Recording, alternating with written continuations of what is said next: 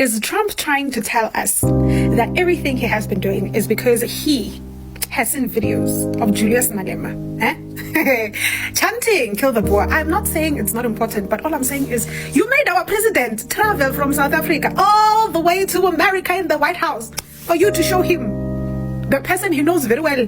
Please, man.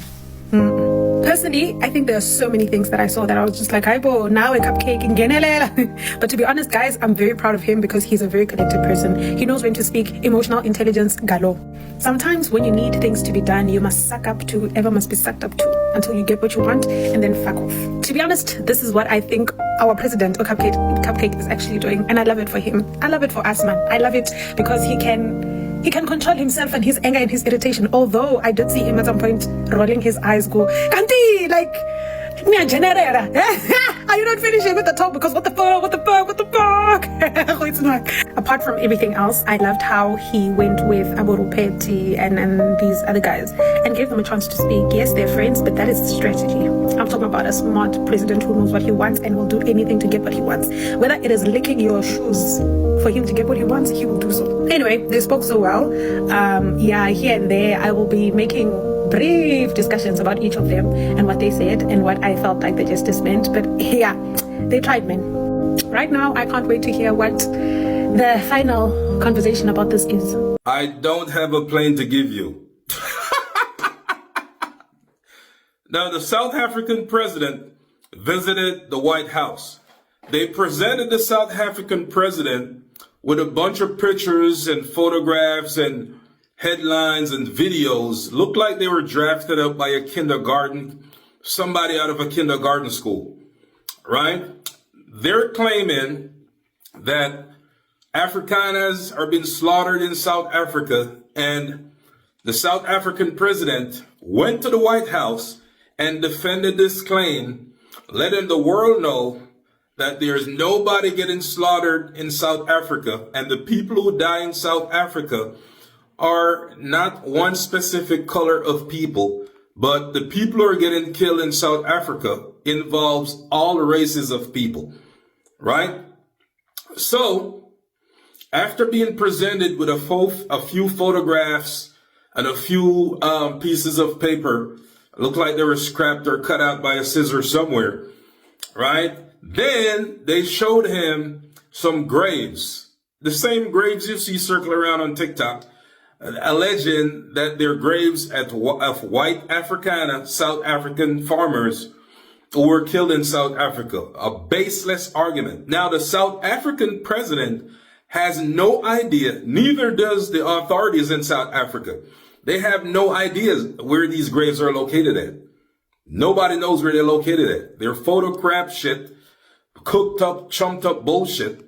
And on top of that, they try to overtalk him so he wouldn't speak the truth. You understand? They try to overtalk the South African president, trying to overshadow the truth. You understand? And all trying to solicit airplanes as if they're dealing with Qatar. You think what I'm saying? This bullshit gotta stop. All these Afrikaners that came to the United States claiming they're refugees, it's a total lie. Everybody knows this. And this is how MAGA behaves when they don't want the truth to come out. But you see, here's the shocker. They didn't know that the South African president would come to America and confront MAGA's main man about these baseless claims. The South African president also brought a delegation of people with him. You understand? Who has knowledge about these things. Statistical data, all types of reports and this and that. That's the top men from South Africa. So if the top man from South Africa, the president, right, was very transparent and clear, is telling you that these allegations of white farmers that are being genocided in South Africa and their land's been taken, it's a baseless argument and a complete lie. You understand what I'm saying? But of course, knowing MAGA, they try to down talk him, over talk him. They don't want to hear that because it's the truth. Come on. Do you think the South African president would be in such a situation where he knows this is true and still come to the United States to defend it? Hell no. You understand? But, hey, I guess he don't have a $400 million plane to offer them. So, able to shift American attitudes towards South Africa. Americans, yes. Trump, no, but that was never going to happen. Trump believes what he wants to believe. Did this visit resets South Africa's role on the global stage? Yes. If you look at international headlines, Cyril as a peacemaker, Cyril as a deliberator. We all know, everyone knows what Donald Trump is, what he stands for, what he believes, where his mind is at. The diplomats, in this case, last night, meant nothing. It was all about the golfers. And there were some points where I went, oh, Ernie, oh, Retief, did you really say that? Johan, yeah, but okay, it worked. It worked because Donald Trump was not going to listen to Cyril Ramaphosa. He was not going to listen to Zingiswa Losi, the COSATU president, who I actually thought was the best speaker in the room last night. He was going to listen to the three white men because it was the props, not the diplomats, who were the real change makers last night. It was Ernie Els, it was Retief Goosen, and then there was Johan Rupert, that billionaire, South Africa's richest man, and from what I hear and read, is a golf buddy of Donald Trump. It helped dilute Donald Trump's racial framing of what he believes to be happening here in South Africa. This comment, in Africa, if there's a meeting, you wait for your turn to talk. You don't just talk when people are talking. President Ramaphosa was the one pointing who must speak. If you wanted Ronald to speak, he would have. So what you're trying to say is that this South African minister who's holding the answers was not given the opportunity to confirm, deny, clarify, or even mumble a response about those photos, articles, and videos, but somehow golfers and business execs got to speak instead? That's like going to a basketball tournament and benching your top players and letting, no offense, water boys and concession stand workers to play offense. And of course he slid in photos of atrocities from another country. This is the same guy that said, "What is Congo?" All over the world, the Congo and Africa. Many people come from the Congo. I don't know what that is, but they came from the Congo. So when people say, oh, he showed respect, or this was a strategy, you're patching the leak with duct tape, because how can strangers tell you what's going on inside your own home? This wasn't a time to play silent mediation. This was a time to speak up. Listen, I took it for what it is. People are always watching. Even the president of Egypt declined an invitation to the White House. He probably thought they were going to do the same thing too. So let's take this humble learning curve. And thanks to South Africa, hopefully no African leaders will travel overseas, because they love doing that, without doing their homework. And on the bright side, you guys have the G20 summit coming up soon. I love this comment. We must give credit where it's due. Julius Malema took over Oval Office. They discussed Malema. Half of the time they had in that discussion, it was Julius Malema. Guys, the man is big, Buffett. Julius Malema, it's big. The guy is so damn big to an extent whereby the USA office, Oval Office, had to take everything aside and discuss Julius Malema. He said he is the wind. The man is indeed the wind. He is absent, but since the wind is present, he is there. I refer to our commander-in-chief must be given credit, Bafetu. We are students of Samora Machel, some of us, the former president of Mozambique, who told us that once you see the European and the West praising me, you must know that I've sold out. And as much as they are standing against Julius Malema, we know that he has not yet sold out. And when he said he's not going to sell out because he doesn't have history of selling out, we must believe him. It was UK recently that denied him a visa. Today is Donald Trump with the whole Oval Office business sidelined just to discuss Julius Malema. By the way, follow the link on my bio. Go and subscribe to my YouTube channel.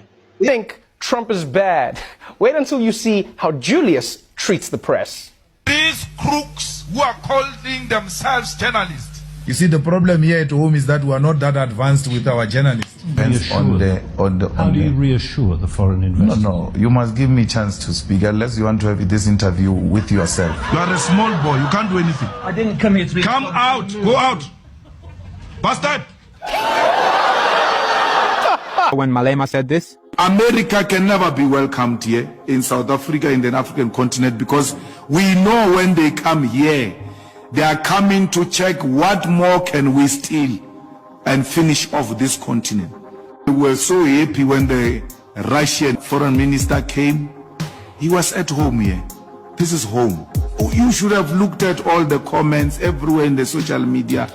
Our people were so happy to have a Russian foreign minister here. We are happy that they saw it befitting to respect us and to come to us as a way of saying we respect you and we want to give you some form of an explanation as to what is really happening. We don't have a problem with white people.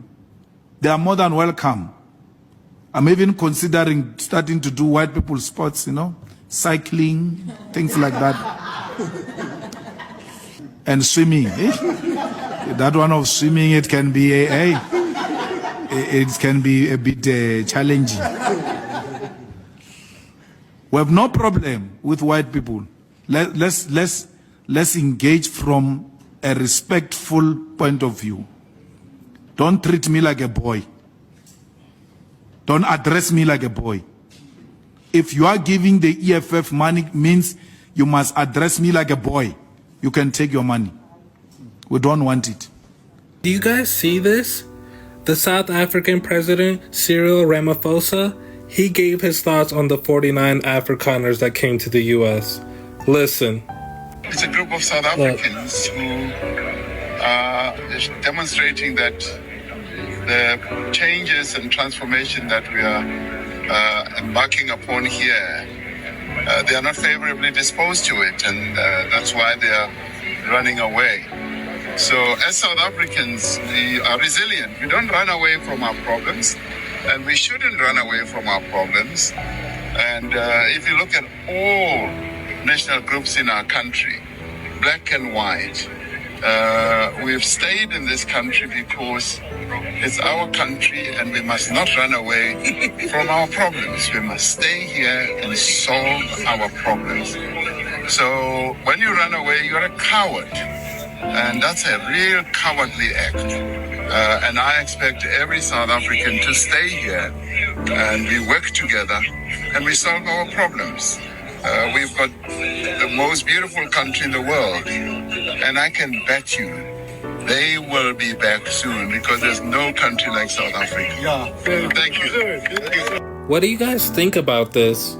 Ramaphosa that I'm seeing now is the Ramaphosa that I knew when he was in COSATU. There was a time when he had become very mild, almost kowtowing to the West, but this is the Ramaphosa of COSATU. And remember that what Ramaphosa is saying is what my friend Julius Selo Malema has been saying through the EFF. So there is a sense in which there is a meeting of minds, and this is good for South Africa. But you've also asked another question. We have had leaders who have been bold and who have stood their ground. We have had leaders at certain moments, like him or hate him. President Museveni has been bold on certain occasions. President Paul Kagame has been bold on certain. Donald Trump just got called out to his face by South African President Cyril Ramaphosa in the Oval Office. Now, the two leaders are meeting today to discuss the claims that Donald Trump has made about South Africa, specifically what's happening to certain farmers there.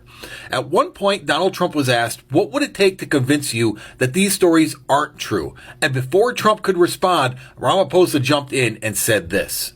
It will take President Trump listening to the voices of South Africans. Yeah, it will take Donald Trump listening.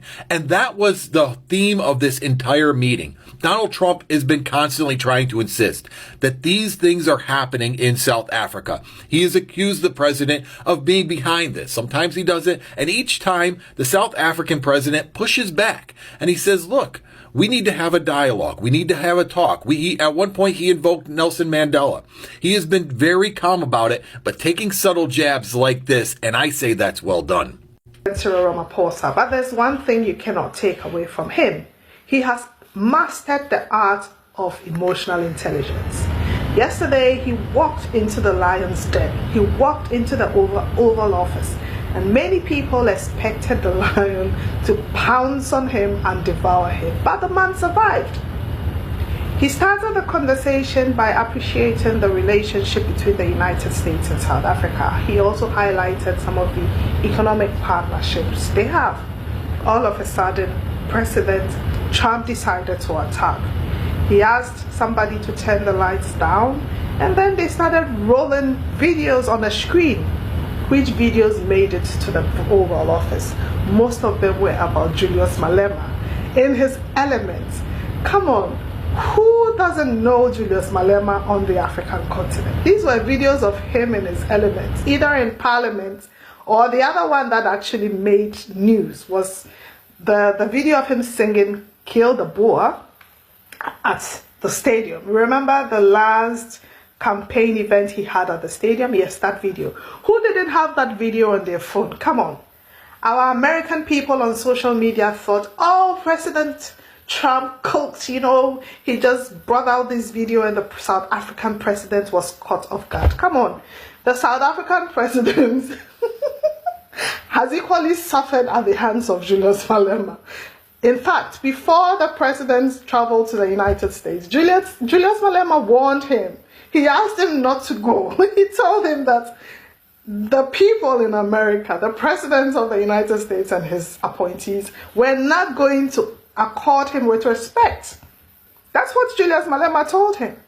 But the president, Cyril Ramaphosa, was so skillful at pivoting the situation, the discussion back to the reasons why he was there, and he always highlighted the need to find a solution and to move forward. One thing he did that I really appreciate was the fact that one journalist asked President Trump that what would it take for him to actually understand the situation on the ground in South Africa? Cyril Ramaphosa said, let me answer that for the president. If he doesn't want to believe what I am telling him, he should listen to the Afrikaners in the room. And who are these Afrikaners he was talking about? He actually went to the Oval Office with the leader of the DA, who is the Afrikaner, John Steenhuisen, or Steenhuisen, He went there with him. He asked him to speak because he is the Minister for Agriculture. He is an Afrikaner. So listen to him. Don't listen to me. Listen to him. He also went there with Ernie Els, who is the legendary golfer. And President Trump plays a lot of golf. And apparently they're friends. The other person who was in the room was Johan Rupert. He is a billionaire. He has got businesses across South Africa. And he's friends of Donald Trump. And what I admired about the group from South Africa, or the delegation from South Africa, was they may have their differences internally, but out there they were all South Africans. Rupert actually said he is one of the major targets of Malema. And he said, come on, these killings, the crime in South Africa is not a race thing. It affects everybody. And these are Afrikaners. Says it affects everybody. What I really found a bit suspicious about Rupert's submission was the fact that he said, we need Starlink in every police station. We need that technology to fight crime. Come on, Rupert. Elon Musk, of course, the agitator of this whole charade, was in the room. You should have seen his face. You should have seen his face. And I have a question. Is he genuinely interested in the progress of South Africa, Elon Musk? Because he doesn't seem to, behave as if he's doing this in the interest of South Africa.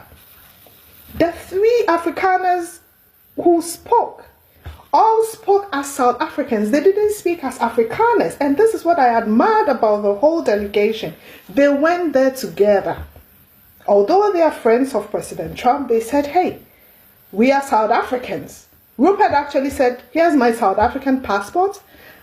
I have my American visa in this passport. I am a South African. President Ramaphosa watched the video and he was just smiling because he has equally tasted the wrath of Julius Malema.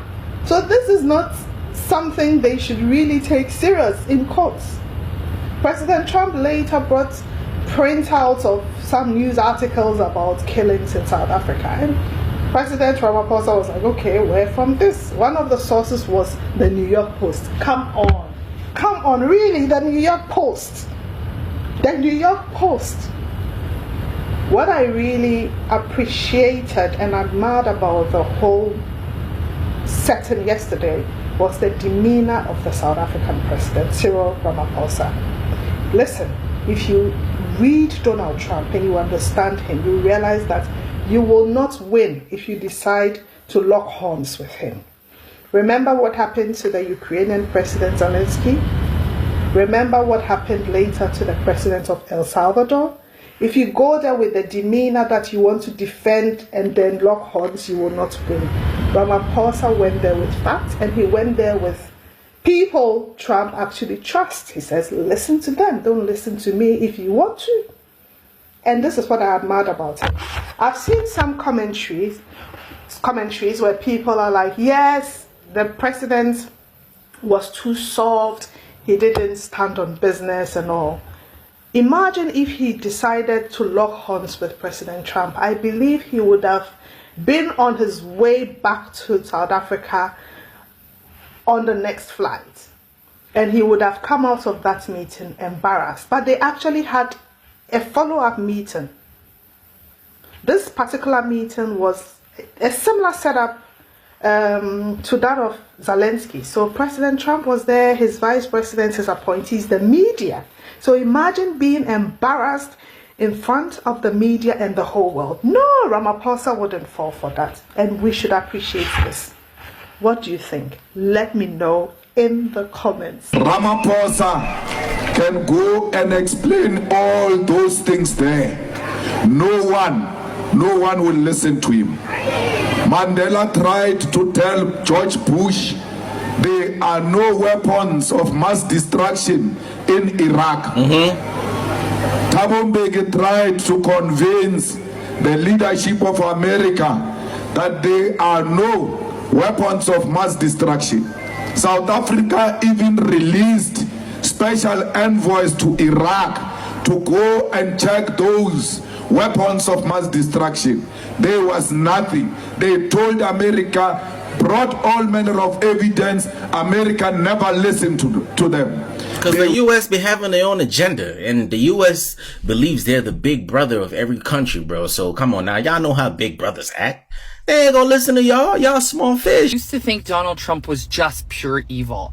But after listening to him talk about South Africa and the conspiracy theories that he believes about what's going on there, even when people who are from there are telling him that it's not true, and he brings out unreliable source after unreliable source, he is a Facebook dad. Our president is not smart enough to discern conspiracy theories and fact. He is no better than my grandpa or my dad sharing videos on Facebook. I truly think our president is just an idiot now. I mean, maybe he's rooted in evil too, but the guy is a Facebook dad sharing videos about Bigfoot. A group of older men gathered in Washington to gossip about me. That's what Julius Malema said about the meeting between Donald Trump and Cyril Ramaphosa. Malema doesn't seem worried after he became the unexpected focus of the high-profile meeting at the Oval Office. During the meeting, Trump raised the issue of farm murders and land expropriation in South Africa, asking for the lights to be dimmed and directing attention to a screen next to Ramaphosa. A video montage of Malema's Malema's past speeches played, including footage of him singing Anna Live the Farmer. This is a controversial chant that has drawn criticism over the years. Shortly after the meeting, Malema posted on X, which is formerly known as Twitter. He said, "A group of older men gathered in Washington to gossip about me. No significant amount of intelligence evidence has been produced about white genocide. We will not compromise our political principles on land expropriation without compensation for political expediency." What do you think about Malema's response? Do you think his response is exactly what needs to be said? Or do you think it's making things worse? Let me know in the comment section. So Ramaphosa is an intelligent, smart human being. Trump, not so much, right? And it was funny because he wanted to talk about farm murders and how white people are dying. The Minister of Agriculture, being a white person, Stephen Hazen, comes in and he's like, not quite. Rupert's coming in on some, I'm rich too, I got money, and I'm white. And crime, everybody's going through it right now. And it's funny because then at some point you could see Trump didn't know what to say. He had articles that he was obsessing over. He had, like, cause his facts, we all know he makes things up as he goes. But it was quite interesting watching that entire interaction. Because he had to keep going back to the same lies even after he's been told, and those things are not true. Because he knows. That was funny to watch. Trump attempts to scold South Africa's president. What exactly was Donald Trump trying to do when he met with the South African president? Was he trying to make this man feel bad? Was he trying to make this man look disgraceful? That was his plan? Bringing out these pictures talking about debt, bad debt, worse debt, terrible debt. Listen, who has done more debt and destruction in this country, in this world? Who has done more death and destruction in this world than the United States of America? Who has caused more death and destruction in this world than the United States of America? And a lot of times you don't even realize they're the ones behind it, that covert operations. You don't even realize that they're the engine that is pushing these situations, these narratives. And Elon Musk pushing that narrative that the white South Africans are suffering. They're suffering in South Africa now, and we need to go and save them. Bullshit? A bullshit? No. When the black people was under that regime and could not do nothing, could not move around in their country, had to stay in one little corner in the little mud huts. When they had to do that, when y'all pushed them into certain areas, nobody was saying anything. Nobody was saying anything. Nobody was ready to run in there and save them. Save the black people. Come, let's go and save the black people. Nobody was willing to do that. But now all of a sudden that is white people. Oh my God. How terrible. This is just terrible. We got to go and save them. Save them. Listen, Donald Trump, what you did with that president of South Africa, that was terrible. Terrible. You tried to make that man look bad, but you looked terrible. And it made the United States look even worse. That was just disgraceful.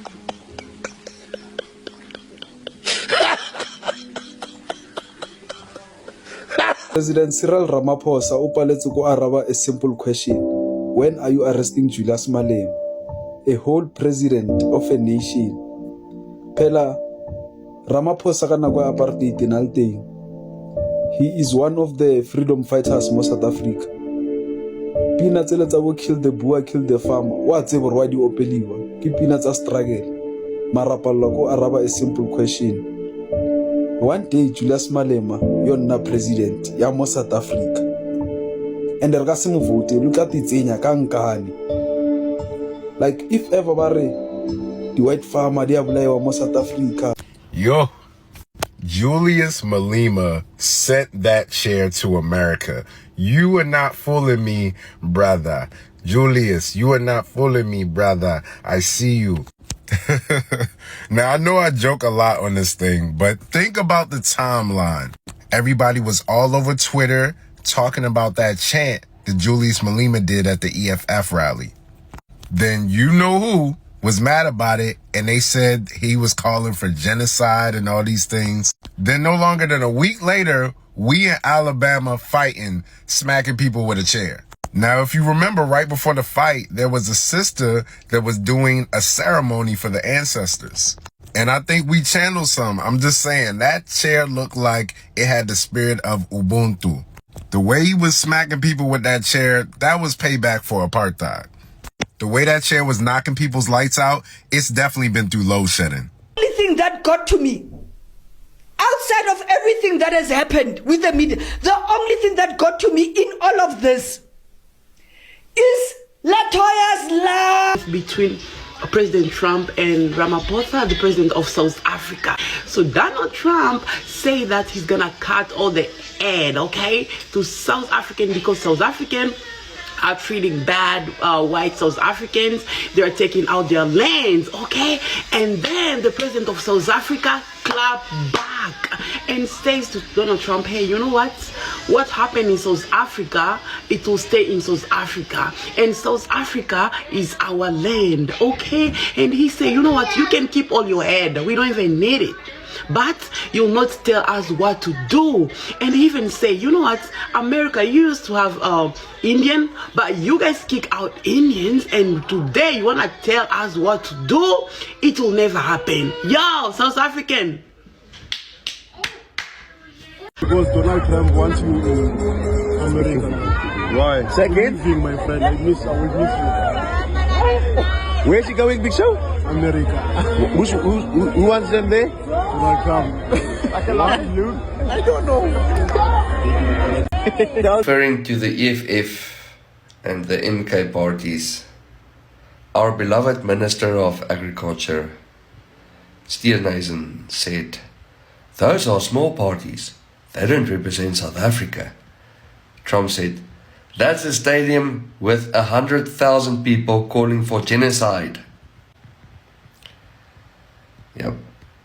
African brothers and sisters, and on behalf of the continent of Mother Africa, I would like to thank President Donald Trump for his generosity and his foresight in resettling white South Africans in the United States of America because of the abominable way they've been treated. Let's get into it. South Africa is confiscating land and treating certain classes of people, aka white, very badly. It's a bad situation, a massive human rights violation. No. Who is going to tell this raging, thieving racist Donald Trump how white South Africans got this land in the first place? Who's going to tell him how, in a land that's 90% black, that white South Africans own 70% of the land? That's 70, you heard me right. Or that white South Africans still hold on to the economic power that they controlled during apartheid. And that includes through their ownership of land, mineral resources, and in many other ways. Or the fact that white South Africans still today benefit from a privilege and economic power over and above black South Africans because of that systemic and structural racism. And how did they get that? By committing genocide of black South Africans, by killing black South Africans for black South African land, by raping black South Africans, pillaging, stealing, denying them justice and denying them equality to the present day. These are the people that Donald Trump is calling victims. And the human rights violations happens against black South Africans, not white South Africans. These white South African farmers even have the temerity to ask for compensation. People, let me understand this. So, you steal land from me, I take my land back, and you have the caucasity to demand for, complain about compensation. Ha! Jesus. Hey, listen, you should be happy that all South Africans are doing is taking the land back. That they are not demanding that you pay for the loss of generational wealth. That they are not demanding that you pay interest for all of the wealth that you have earned, you and your ilk, from sitting on their land. You should be happy, but you feel you're all that. The utter caucasity. I would strongly encourage these white South African farmers to pack up their bags, get the hell out of South Africa, because nobody asked you here, no one invited you here, and nobody dragged you and your forebears to South Africa in chains. So please, Go. No one's going to miss you. Go become refugees in the United States of America, a land that belongs to Native Indigenous Americans and a country that was built on the blood, life, sweat, and liberty of Black Americans. Go on. That's your modus operandi, to go where you don't belong and take what doesn't belong to you. Sharp, sharp, move. Sharp, sharp, move. So. Ay. Apena ngasho matota ngathi nembonile upresident ay nebonile president mayifika America matota mayibhizi ikhuluma nothi uThabo makathi lapha ya awubheke ukuthi umalemu wenzani eSouth Africa mayicala ithi vulela ivideo ngabona upresident abapitulo ashukuma acheka ngathi lento yasatshwa matota yasatshwa lento kakhulu but kunobhathi phakathi yeah simuzwile upresident uTrump uthini uthi sihlukumeza abantu abamhlophe la eSouth Africa madoda ufuna umalema aboshwele ukuthi ucula ngabantu abamhlophe madoda and futhi uthi kill the poor kill the farmer. What about abantu eAmerica bakhulumela especially kunalomlungu omhlophe waseAmerica okhulumela abantu abamnyama wayena angambophi na ngizomsetshela igama lakhe ngenisendele nilibone why angabophi yena yeah but lana upresident ube ne point we thought ukuthi upresident angakakhona ukumela uTrump but umshaye ngamanye amagama nangandaba yamabhizinisi ukuthi kunamabhizinisi lana uTrump unamabhizinisi amaningi la eSouth Africa more than 600 business and then uthanda ukuthi si-invest sisebenzisane sonke and all stuff ngibona uTrump aba-speechless like makakhuluma nge-racism uTrump umungenisa kakhulu kuma-business guys singasho ngamanye amagama sithi umdefendile upresident wethu ukhonile ukuthi anegotiate na that guy but asitholanga serious answer that matter lento lekathi ahambile yona ukuthi kahle kuphelele lethu kume kuphi kwenzakalani madoda because bazamile ukuthi bayibeke ngapha ngakho racism but the guy Ramaphosa uyibeke kakhulu ngapha ku business madoda anisoni ku comment section ukuthi nina nibone kanjani. So folks, as you may know, a group of Afrikaners, white South Africans have come over to the United States this week, and it's first load of South Africans to assist and help revitalize the farming industry in the United States, and it's quite controversial, as you know. Well, Donald Trump is very disappointed to find out that this group of people who just came over this week actually have no farming experience. They have no knowledge of farming, and none of them actually had farms in South Africa. When they found out that they were actually a collection of security guards, actually part-time rappers, and a guy called Bradley who almost bought a tractor once. So this is obviously a real disappointment, PR exercise failure for the Trump administration. There was even one gentleman that thought irrigation was a TikTok challenge. Folks, the source for this is the BBN. My name is Nick. Let me know what you think about this in the comments, and I would love you guys to give me a follow. President Ramaphosa's visit to the White House. Imagine causing international debate where hundreds of millions of people are watching and you aren't even in the room. President Trump came with an agenda and didn't allow President Ramaphosa to speak one bit. What I can say, though, that is even though President Ramaphosa wasn't afforded the opportunity to carry out and express what he wanted to say, the way this man remained so calm, that thing is inspiring. The president kept quiet, saw the importance of the moment and realized that it was bigger than him. But there was one key person. Her name is Zingiswa Losi. She's the president of COSATU. And she took advantage of the moment and said exactly what needed to be said in the moment for South Africa. Lastly, for me, President, is also the issue of the crime statistics. There is no doubt about it that we are a violent nation, for a number of reasons, and we're not condoning anything. But also, if you go into the rural areas where black majority are, you would see women, elderly, being raped, being killed, being murdered, and these are black elderly women that would be found throat slits, raped multiple times and all of that. And the problem in South Africa, it is not necessarily about race, but it is about crime.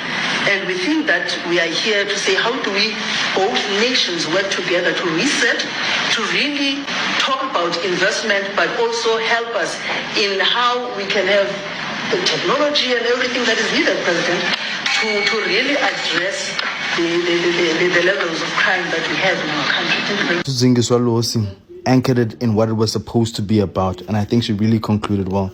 Hi guys, all I want to say is may God bless South Africa. And about his visit to the US. All right, look, right? There are two things I am predicting will happen, right? And my prayer and hope is that the second one should be what should transpire in the US. Right. Now, first of all, if you remember when the president of Ukraine, right? President Zelensky, when he went to the White House, the Oval, right? And Trump mopped the floor with that guy. He made him look like a clown, right? And that's exactly what I'm thinking in my mind, because already you can see Trump has already decided in his mind. He knows the truth. The truth has been debunked many times. The myth has been busted many times by a lot of sources, by people, by Afrikaners themselves. But he still persists that there is still white Afrikaner genocide in South Africa. Now that's my main concern, that he's already made up his mind. Isn't that concerning on its own? Okay, that's number one. Number two, this is my hope right now. With Cyril being the very good and best negotiator, we have seen him proving himself in the political space. For many years, he has proven himself on that. We bet, more especially on international relations. He's very much good at when it comes to that, right? And I'm trying to put the benefit of the doubt to that skill that he has. However, with how Trump spoke to Zelensky, I'm very much skeptical. So I feel like I'm a bit lukewarm about it, but I'm very much worried. As much as I'm not a very big fan of Cyril Ramaphosa, but I am hoping that everything goes out well for him, because at the end of the day, he's my president. He's the president of South Africa. If he gets embarrassed, the entire South Africa will be embarrassed. We're going to lose hope fully and forever.